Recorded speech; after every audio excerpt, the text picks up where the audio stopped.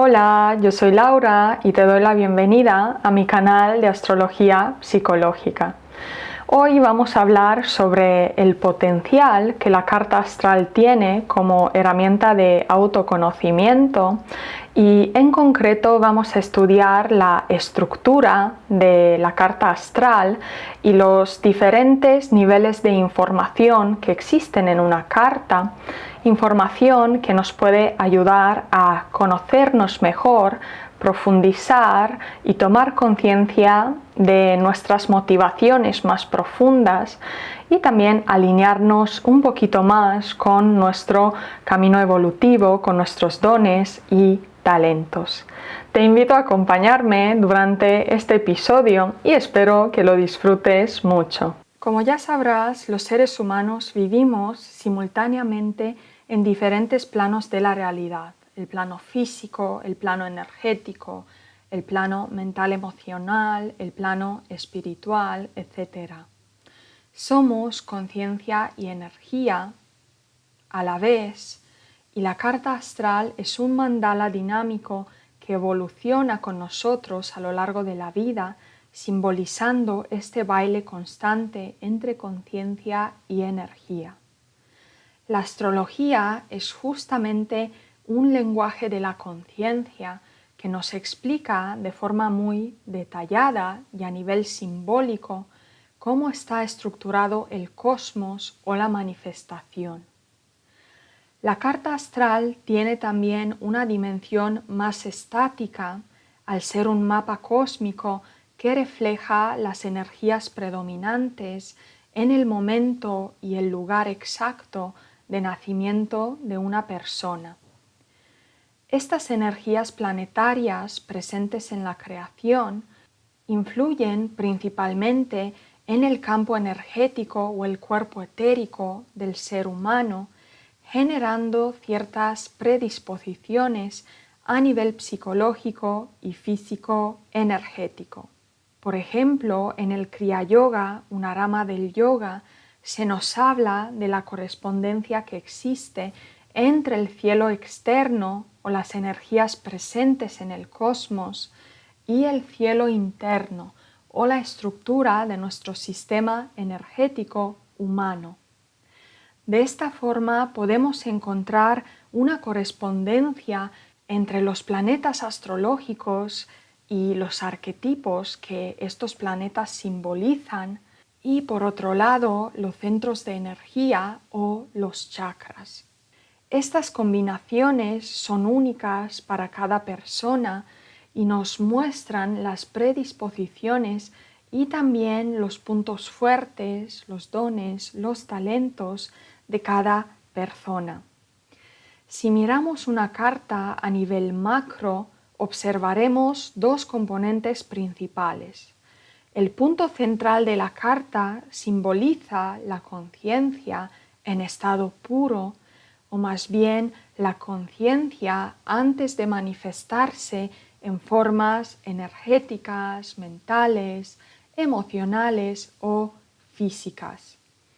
Por otro lado, el mandala circular de la carta simboliza la energía o la conciencia que ya se ha manifestado en diferentes formas que determinan la existencia de un yo individual, o más bien este vehículo, este conjunto de formas energéticas, mentales, emocionales y físicas con el que nos identificamos. Desde luego, cabe destacar que el segundo componente, la energía o la conciencia manifestada en diferentes formas, es algo dinámico que evoluciona y se va transformando a lo largo de nuestras vidas. Aquello con lo que nos identificábamos ayer no es lo mismo con aquello con lo que nos identificaremos mañana. Para resumir estas ideas, la carta astral tiene un componente estático, la conciencia en estado puro, o esa parte de nosotros que es constante y eterna, y un componente dinámico, la conciencia manifestada como energía que va mutando y cambiando a lo largo de nuestras vidas. Desde el punto de vista esotérico, cuando trascendemos la carta astral o el mundo de las formas y las energías, nos convertimos en Kala Purusha, el ser cósmico o esa conciencia que tiene acceso y puede utilizar todas las formas, todos los arquetipos, todas las energías disponibles en la creación, sin identificarse o limitarse respecto a una de estas energías o algunos de estos arquetipos.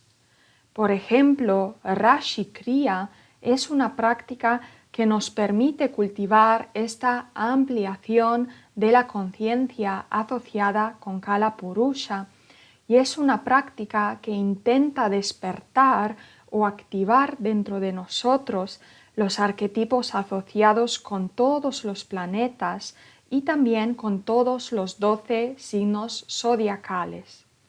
En resumen, si utilizamos la carta astral como una herramienta para conocernos mejor y tomar conciencia de ciertas energías o arquetipos que predominan en nuestra estructura consciente e inconsciente, estamos en el buen camino.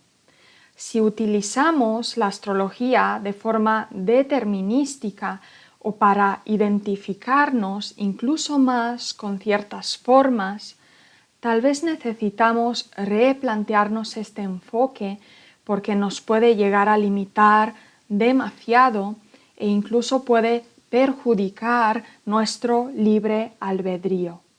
A continuación vamos a ver una breve clasificación sobre los 4 niveles principales de información presentes en una carta astral. En realidad hay muchos otros niveles de información, pero para empezar podemos referirnos a los más importantes. El primer nivel de información serían los planetas. Los planetas son arquetipos o personajes arquetípicos que viven de alguna manera dentro de nuestra psique. Representan el quién o el qué, esa parte de nosotros, ese personaje interno que tiene ciertas necesidades, tiene ciertas cualidades y también tiene ciertos dones, ciertos talentos y una simbolística entera detrás. Si miramos los planetas desde el punto de vista de la psicología, podemos empezar con el hecho de que nuestra psique, nuestra mente, está fragmentada. Dentro de nosotros existen distintas partes, distintos personajes, y cada uno de estos personajes internos que viven en nuestra psique tienen necesidades distintas, deseos distintos, anhelos diferentes y también motivaciones muy diferentes. Estos personajes se activan constantemente en nuestra vida en relación con el entorno y con las experiencias que vivimos hacia afuera. Y obviamente dentro de nuestra psique van a existir personajes que predominan y personajes que viven en un plano secundario y se activan de forma casual cuando la situación lo pide. El segundo nivel de información presente en la carta astral tiene que ver con los 12 signos del zodiaco. Los signos zodiacales representan cualidades o características y básicamente tienen que ver con el cómo. Si los planetas tenían más que ver con el quién o el qué, en el caso de los signos hablamos del cómo, hablamos de la característica o de la cualidad energética. En esencia, los signos del zodiaco nos muestran cómo se manifiestan ciertos arquetipos o personajes arquetípicos dentro de nuestra psique. El siguiente nivel de información presente en la carta astral tiene que ver con las casas. Las casas son los escenarios y nos muestran dónde se manifiestan ciertos arquetipos. Básicamente, cada personaje arquetípico que vive dentro de nosotros va a tener una tendencia de manifestarse más o menos en un determinado escenario o situación de vida. Y las casas nos muestran estos escenarios donde los personajes arquetípicos o los planetas actúan, se mueven y canalizan su energía. Y finalmente, el cuarto nivel de información presente en la carta astral tiene que ver con los aspectos entre planetas. Los aspectos nos muestran las diferentes interacciones que existen entre los arquetipos o los personajes asociados con los planetas.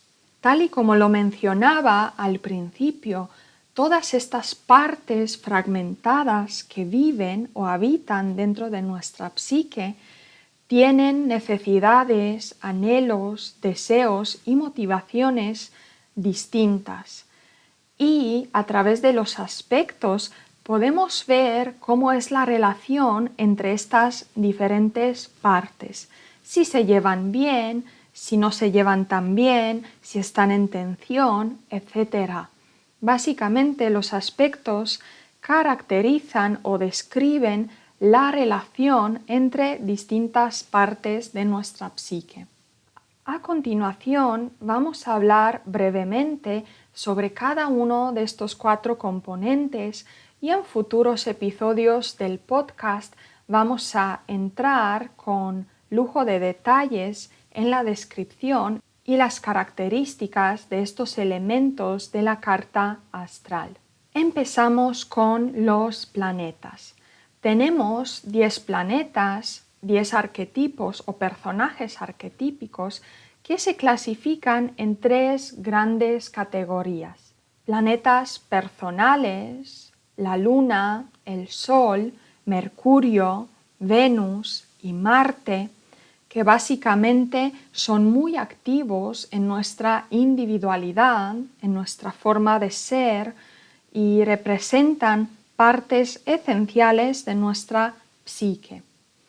Luego tenemos los planetas sociales, Júpiter y Saturno, que se manifiestan especialmente en nuestra relación con el entorno, con el contexto social en el que vivimos nuestras vidas.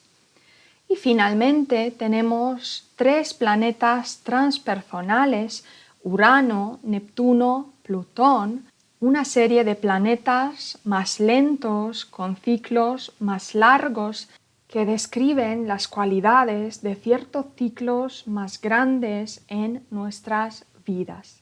Los planetas transpersonales también son energías que van más allá de la individualidad y nos conectan con la fuente de la creación.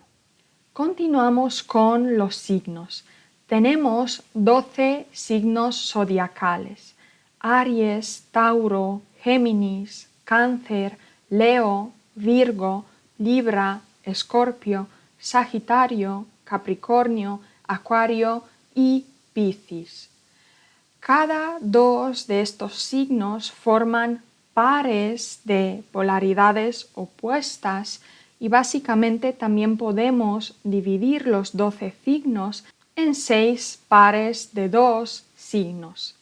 Existen muchas clasificaciones respecto a las cualidades y las características de los 12 signos zodiacales. Por un lado tenemos signos yin y signos yang. Yin es energía femenina, receptiva, orientada hacia adentro, y yang es energía masculina, emisiva, orientada hacia fuera. Otra forma de clasificar los 12 signos tiene que ver con la estructura de los 4 elementos dentro de la carta astral. Tenemos 4 elementos que de nuevo representan categorías con distintas cualidades o características energéticas. El agua y la tierra son yin, tenemos 3 signos de agua, 3 signos de tierra, y el fuego y el aire son yang, y de nuevo tenemos 3 signos de fuego, 3 signos de aire. Otra forma de clasificar la energía de los signos tiene que ver con las 3 modalidades: cardinal, fijo y mutable. De nuevo, todas estas modalidades representan características diferentes. La energía cardinal es una energía de impulso, de inicio. La energía fija es una energía de preservación que trata de mantener las formas, y la energía mutable es una energía de cambio que transforma las formas. Y finalmente tenemos la última clasificación de los 12 signos en signos personales orientados hacia el individuo, sociales orientadas a la relación del individuo con otros individuos, y universales orientadas a la relación del individuo con todo el mundo y el cosmos que lo rodea. Continuamos con las 12 casas del zodiaco. Como ya hemos visto anteriormente, las casas representan los escenarios o las situaciones donde ciertos arquetipos o personajes arquetípicos se manifiestan con más intensidad. Existen muchas formas de clasificar las 12 casas. Por ejemplo, una forma de hacerlo es a través de los 4 cuadrantes de la carta astral. El primer cuadrante incluye las casas 1, 2 y 3, que tienen que ver más con la identidad personal o con la conciencia de uno mismo, yo como individuo. El segundo cuadrante incluye las casas 4, 5 y 6 y tiene que ver más con la expresión personal, o más bien la integración del yo individual con el entorno que le rodea. Luego tenemos el tercer cuadrante asociado con las casas 7, 8 y 9, donde hablamos de una identidad social, una conciencia de los otros seres que me rodean. Y finalmente tenemos el 4 cuadrante, que incluye las casas 10, 11 y 12 y que tiene que ver más con la expresión social, o más bien la integración del yo con la sociedad, con algo más grande que me rodea.